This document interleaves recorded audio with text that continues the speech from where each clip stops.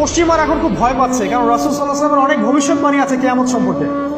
ওরাও এখন খুব ভয় পাচ্ছে, ওভার কনসিয়াস যে এগুলো তো হতেই পারে। এটাকে ঠেকানোর যত পদ্ধতি তারা অবলম্বন করছে, কিন্তু লাভ হবে না।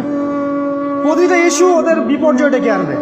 যে কোনো ইস্যু হোক, সেটা প্যালেস্টাইন বা কাশ্মীর, হোক সেটা আফগানিস্তান বা পাকিস্তান বা বাংলাদেশ বা বার্মা, কোনো ইস্যুই তাদের জন্য কল্যাণ বয়ে আনবে না।